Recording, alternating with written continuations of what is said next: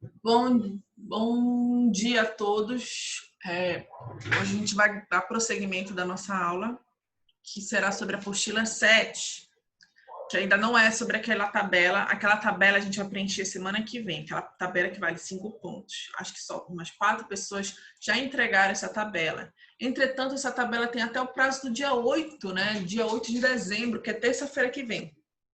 Tá. E aí, o que acontece?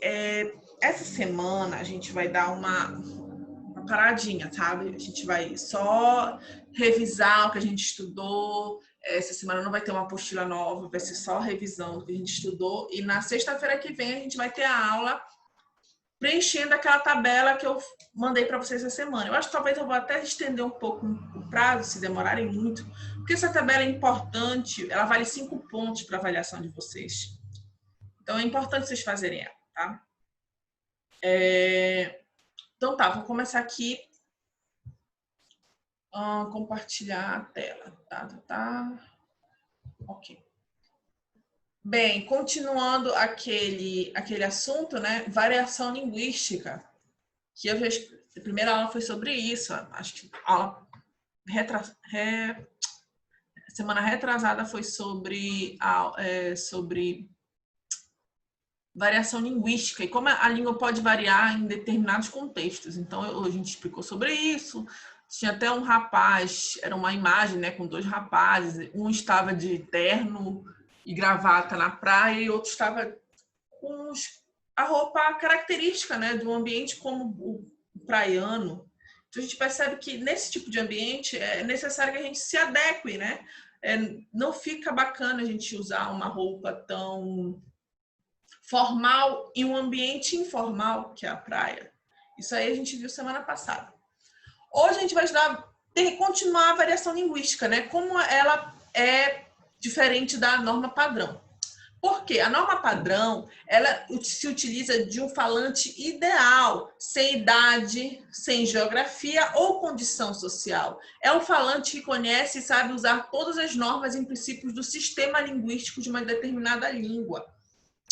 Então, ele sabe as leis, ele sabe as regras e ele sabe utilizá-las. Mas esse homem, ele não existe, né? Ele é uma abstração, ele foi feito a partir do ideal, do que seria correto da língua portuguesa, correto entre aspas, né?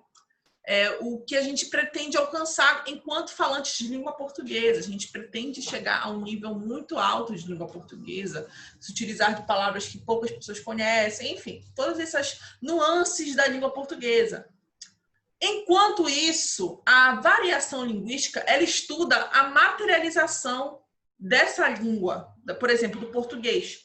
É como ele muda na realidade. A materialização aqui pensa em a realidade, né? Quando a gente conversa, quando a gente interage com o outro, então a gente está vivendo uma materialização da linguagem, né?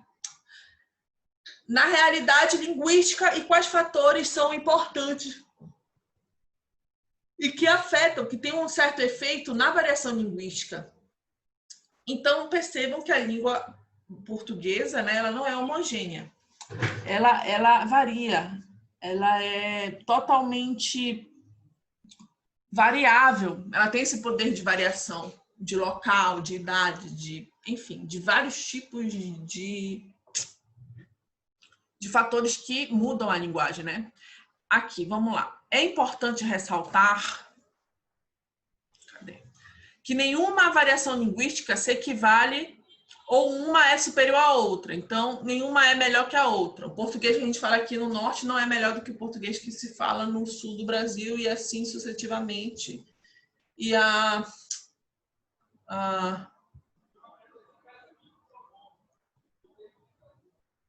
Peraí que tá tendo muito barulho. Sim, enfim. A recíproca é verdadeira. Então, o que a gente fala aqui não é mais certo que o que eles falam lá, só que são diferentes. Então, aqui, expressões e significados aqui do português paraense, né? De rocha. Quando a gente fala de rocha, é uma coisa assim, que é uma coisa certa. De rocha que tu acertou isso, mano. Pô, chegou lá no Ver-o-Peso e tava de rocha, clima bom. Égua da largura. O que é égua da largura? É que tu teve sorte, né? Essa é da grife do varal. Essa eu nunca ouvi falar, esse tipo de expressão. Mas é paraense, tá? Só que essa expressão é antiga, né? Então a gente não usa esse tipo de expressão mais. Então tá vendo como a língua muda? Levou o farelo, que é para morrer, ou então para a pessoa se deu mal, né? Ah, fulano levou o farelo, coitado. Miudinho, que é pequeno, paga uma aí, que é uma cerveja, né? Uma bebida. Paga uma aí pra gente, cara.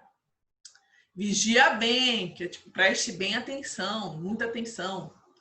Um bora embora, que é vamos embora, né? E Zé Ruela, que é o abestado, o besta, enfim. Aqui são algumas mudanças, né? Aqui a variação do português que a gente fala aqui em Belém, né? Aqui no norte. Não no norte como um todo, né? Teve um tempo na minha vida que eu fiquei em Santana do Araguaia, que é fronteira com o Tocantins. E lá eles falam outro tipo de português. Eles falam português mais próximo do goiano, do Mato Grosso, do próprio Tocantins. Então, a gente tem uma proximidade muito maior com essa galera. E aí, eu estava conversando na época que eu fui para lá, né? É dentro do Pará, essa cidade, Santana do Araguaia. E o que eles tinham muito no supermercado é tererê, que é aquele chimarrão. Eles tomam muito aquilo. A gente não tem esse costume aqui em Belém. E açaí, que é uma coisa extremamente cultural para a gente come açaí com tudo, né? Toda hora a gente pode comer açaí, a gente come, né? E lá eles não tinham a cultura de tomar açaí, então lá não tinha açaí. Então é interessante que dentro aqui do Pará, dentro de um estado, apesar do nosso estado ser um estado do tamanho de um país, existem variações do português que a gente fala. Tá, vamos continuar aqui.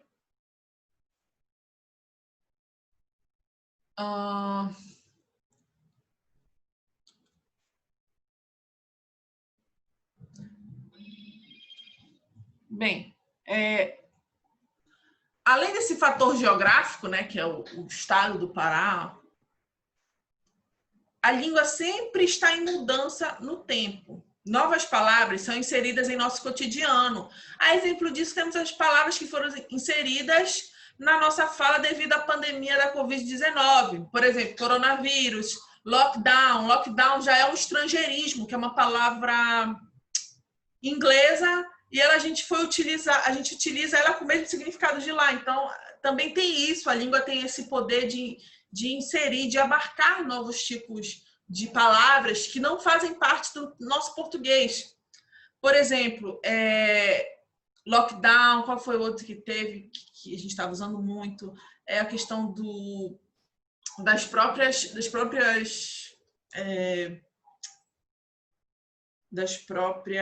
redes sociais, né?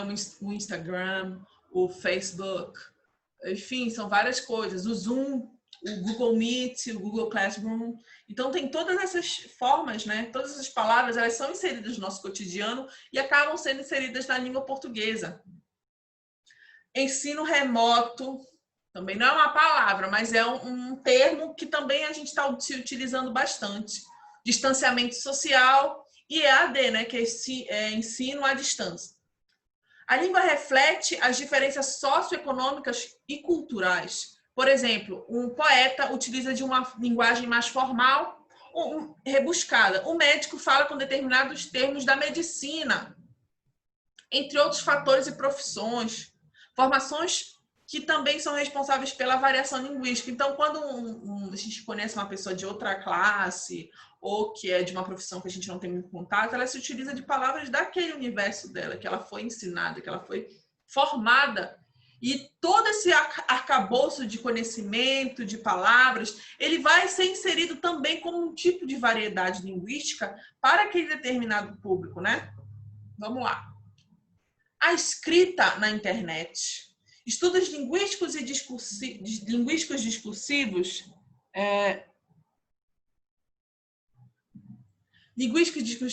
procuram mostrar que o internetês não é mera reprodução da fala na escrita, mas sim uma forma de aproximação entre os falantes. Vamos lá para a variação geográfica, né? Os exemplos. Aqui a gente tem o português. Português a gente usa um português que ele, na verdade, ele é o português brasileiro. Entretanto, existe português do Moçambique, da Angola, existe uma área geográfica na China que eles falam português, que é em Macau, que é outro tipo de português. Então, vocês percebem que muda, né? A partir do local, da China, do Brasil, de Angola, tem um novo tipo de português. Então, essa é a variação geográfica que se utiliza dos locais, né? Que vai mudando de acordo com o local. Por exemplo, no Brasil, a gente não chama telemóvel, né? Chama celular. Ônibus, a gente fala em português, e em português de Portugal fala autocarro, e trem, a gente chama aqui no Brasil trem, e comboio em Portugal. Aqui tem outro tipo de variação do mineiro, né? Mineiro sou. Então, tem o nosso português, que eu já mostrei, o português daqui do Pará. A variação socioeconômica, que é social, né? E que tem também a questão do dinheiro, da economia, enfim, todos esses fatores também. Aqui a formação, né? Vida moderna, esse quadrinho. De acordo com o laudo, você está em um processo de intumescência resultante de lesão inflamatória e necrose subcutânea. O que é isso? Aí o rapaz, né, fala, meu Deus, doutor, e quanto tempo eu tenho de vida? Aí o doutor fala, não se preocupe, é só um furúnculo. Então tem toda essa linguagem, essa variação científica da medicina para determinar certas coisas que fazem parte do nosso dia a dia. Por exemplo, toda essa característica que ele fala aqui do furúnculo, a gente já tem uma palavra do nosso cotidiano, das pessoas que não são formadas em medicina ou são da área da saúde, que utilizam para falar dessa doença, né? desse mal, enfim, que aflige às vezes as pessoas. A gente percebe que a formação também, a profissão, muda a questão da língua, né? Aqui a variação temporal, aqui eu dei esse quadro, né? Variação temporal. Vossa mercê, vós me ser, você, eu sei ser. Então, vossa mercê foi como começou. Depois foi para vós me ser, português colonial, quando o Brasil era Brasil colônia. O mercê também faz parte do Brasil colônia. O Brasil atual, que já é Brasil República, né? Você, eu sei. Então, tudo isso. Aqui vocês percebem, vossa mercê, ela está muito mais ligada a um português de Portugal. Então, a partir do momento que o Brasil saiu dessa colonização, né, da colônia de Portugal, que você estudou em história ou geografia, a nossa língua também foi criando uma certa independência, ela foi se afastando do português de lá. A gente não tinha mais tanto contato comercial com eles, e a gente foi ficando independente. E aí também a nossa língua vai sofrer com isso, certo? Continuando, variação temporal também aqui. Deixa eu botar aqui variação contextual, que é aquela que a gente estudou, né? No escritório você utiliza uma roupa mais formal, enquanto na praia você utiliza também de uma roupa informal. Mas também não é somente a roupa, não é somente as vestes, não é somente a postura, mas também a forma como você fala. Então tem essa mudança também no contexto, né? Ai, meu Deus, fiz besteira. Apertei no botão que não era para ter apertado. Tá, era só isso mesmo. É só isso mesmo. Tá, deixa eu interromper aqui. Então, gente, essa aula é bem simples, bem de boa, só para vocês se relembrarem desses conceitos que vocês já estudaram na apostila, né? Leiam as apostilas, gente. Elas são importantes para vocês entenderem o assunto.